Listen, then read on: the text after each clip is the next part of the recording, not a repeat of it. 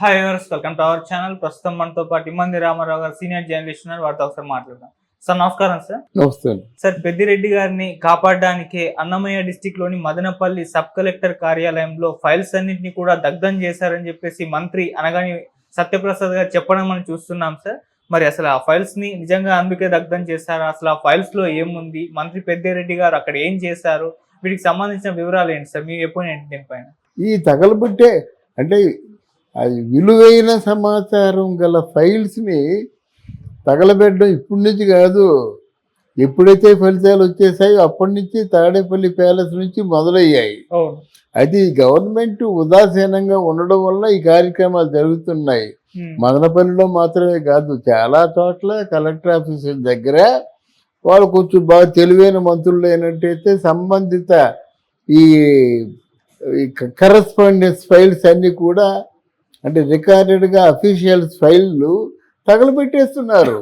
దాని మీద ఒక వీళ్ళు నిఘా వేయాలి, దాన్ని పూర్తిగా ఎంక్వైరీ చేయాలి, మిగతా చోట్ల తగినటువంటి ప్రొటెక్షన్ కూడా చూసుకోవాలి వీళ్ళు. మరి మనకు తోచిన ఆలోచన వాళ్ళు తోచదా? ఒక ఫైల్ ఎప్పుడైతే తగలబడిపోయిందో 26 జిల్లాల్లోనూ ఒక జిల్లా తగలబడిపోయిన తర్వాత రికార్డెడ్ ఫైల్స్ అయినని మిగతా 25 జిల్లాల్లో ఉన్నటువంటి కలెక్టర్ ఆఫీసులో ఫైల్స్ని జాగ్రత్తగా చూసుకోవలసిన బాధ్యత వాళ్ళకు ఉందా లేదా? ఎందుకు చేయలేదు? అయితే అఫ్కోర్స్ ఏదైనా డిజిటలైజ్ చేసాం గనక పర్వాలేదంటారు. రేపొద్దును డిజిటలైజ్ చేయలేదు అప్పుడేంటి అంటారు? అన్నీ డిజిటల్లో ఉన్నాయని అంటారు. అవసరానికి ఒక ఇన్ఫర్మేషన్ మనకు దొరకదు. ఎప్పుడైనా ఇన్ఫర్మేషన్ దొరకాలంటే రికార్డెడ్లోనే దొరుకుతుంది. ఎందుకంటే file number so and so అని ఉంటుంది. ఆ file number so and solo మొత్తం అన్నీ కలిస్తే ఒక 100 ఏవో ఇన్ఫర్మేషన్ ఉంటుంది, రికార్డ్ ఇన్ఫర్మేషన్, రాతపూర్వకమైన ఇన్ఫర్మేషన్ ఉంటుంది. దాంట్లో సో అండ్ సో అంటే వచ్చేస్తుంది. అది బాక్స్ ఫైల్లో ఒక పెడతారు కదా, 1 నుంచి 100, 1 నుంచి 200. దీంట్లో మామూలుగా page number so and so అంటారు, 194 వచ్చేస్తుంది. ఇవన్నీ చూడవలసిన అవసరం లేదు. డిజిటలైజేషన్ అంటే ఇప్పుడు సర్వర్ పనిచేయచ్చు, పని చేయకపోవచ్చు, రికార్డ్ అవ్వచ్చు, రికార్డ్ అవ్వకపోవచ్చు, ఆ ఇన్ఫర్మేషన్ అఫిషియల్ కావచ్చు, ఏదైనా ఫేక్ ఇన్ఫర్మేషన్ పెట్టవచ్చు. అందులో మొత్తం ఒక ఏదైనా ఒక శాంక్షన్ ఉందనుకోండి, దాని ఫర్ ఎగ్జాంపుల్ ఏదైనా ఇంత బడ్జెట్ శాంక్షన్ ఉన్నట్టయితే ఆ రెవెన్యూ మినిస్టర్ పెట్టాలి, కలెక్టర్ పెట్టాలి, ఆర్డో పెట్టాలి, వీళ్ళందరూ పెట్టాలన్నమాట. ప్రపోజల్ ఇచ్చేవాడు పెట్టాలి, శాంక్షన్ చేసేవాడు పెట్టాలి, ఖర్చు చేసేవాడు పెట్టాలి, cheque number so and so అని చెప్పేసి వేయాలి.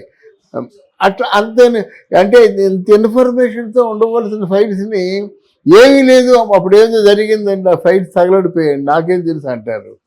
వాళ్ళు కరెక్టే కదా, అప్పుడు జరిగింది నాకు గుర్తుంటుందా అంటారన్నమాట. గనక ఈ విషయంలో పెద్దిరెడ్డి రామచంద్రారెడ్డి కానీ అక్కడ రోజా గారు కానీ, ఎందుకంటే ఆవిడ అంటుంది 700 కోట్లు ఇచ్చారు, 700 కోట్లు మీకు ఖర్చు పెట్టాము, అదంతా ఫైల్లో ఉంది, తగలడిపోయి అంటుంది. ఎవరేం చేస్తారు? ఆ ముందుగా కనిపెట్టారు కాబట్టి 100 కోట్లు స్కామ్ జరిగింది చూశారు. దానికి ఫైల్స్ తగలడిపోతే ఏం చేస్తారు? అలాగా ఇక్కడ మనకి కొంచెం ఉదాసీనంగా ఉండడం మాత్రం కరెక్ట్ కాదండి. అది గవర్నమెంట్ కూడా ఒక చోట ఒక అపకారం జరిగినప్పుడు రెండో చోట అదే అపకారం జరగకుండా జాగ్రత్తగా ఉండాలి. అంటే సార్, వీళ్ళ వైపు నుండి కేవలం పెద్దిరెడ్డి గారిని నిరకించడానికి ప్రయత్నం చేస్తున్నారు, అందుకే ఇటువంటి రూమర్స్ అన్ని కూడా క్రియేట్ చేసి ఆయన ఏదో విధంగా బ్లేమ్ చేయడానికి ప్రయత్నం చేస్తున్నారు అంటున్నారు. ఎవరు ఇప్పుడు 2 రకాల మనుషులు ఉంటారండి. ఉద్యోగం చేస్తున్న మనుషులు, ఉద్యోగం లేని మనుషులను. ఉద్యోగం చేస్తున్న మనుషులు ఉదయం లేచి వెళ్ళిపోయి ఆ పని చూసుకుంటారు అన్నమాట. వాళ్ళు పుకారు పుట్టించే అవకాశాలు, అలా ఖాళీగా కూర్చొని వాన కొడదాం, ఈయన కొడదాం, ఎలా కొడదాం లేదు.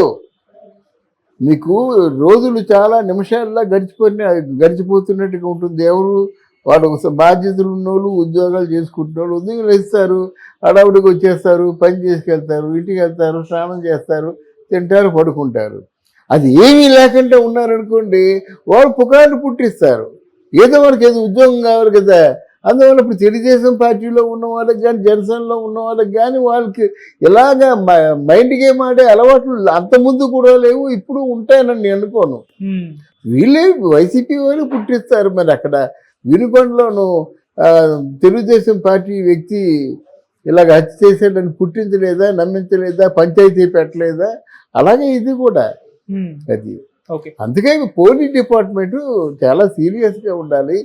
సిఐడి కూడా, సిబిసిఐడి కూడా సీరియస్గా ఉండాలి. ఎక్కడ ఏ విధమైన బొక్కలు ఉన్నప్పుడు కూడా అది స్పష్టంగా తెలియజేయాలన్నమాట. ఆ రికార్డెడ్ ఇన్ఫర్మేషన్ అంతా కూడా సంబంధిత పోలీస్ ఆఫీసర్ దగ్గర ఉండాలన్నమాట. మొత్తం అన్ని జిల్లాల తాలూకు నేరాలు, ఈ నేర ప్రవృత్తులు అన్నీ కూడా ఉండాలన్నమాట. నేరాలు చేశాయని మీరు నిజంగా నమ్మినప్పుడు ఆ నేరాలు చేసిన తాలూకు ఆ క్రమాన్ని అక్కడ ఉంచాలన్నమాట. ఎక్కడ పోయినా పోలీస్ స్టేషన్లో, పోలీసు డీజీపీ ఆఫీసులో పోవు అధికారి దగ్గర. దాన్ని బట్టి కదా పురమాయిస్తారు, వెళ్ళండి అది ఎంక్వైరీ చేయండి, అక్కడికి వెళ్ళండి, అవినీతి కేసులు పెడుతున్నారు చూడండి, అది నిజమా ఫేకా అని మొత్తం అంతా లా అండ్ ఆర్డర్స్ అన్ని ఆర్డర్లు ఇచ్చేవాళ్ళు డీజీపీ కదా. డీజీపీ ఏం చేస్తాడు, అక్కడ ముఖ్యమంత్రి ఏం చెప్తే అది చేస్తాడు అంతే. డీజీపీ అంటే ముఖ్యమంత్రి తాలూకు మౌత్ పీస్ అనుకోవాలన్నమాట అంతే. ఇండివిజువల్గా నువ్వు వేరు నేను వేరు, నేనేమో కేంద్రం పంపిస్తే ఇదంతా ఉండదు.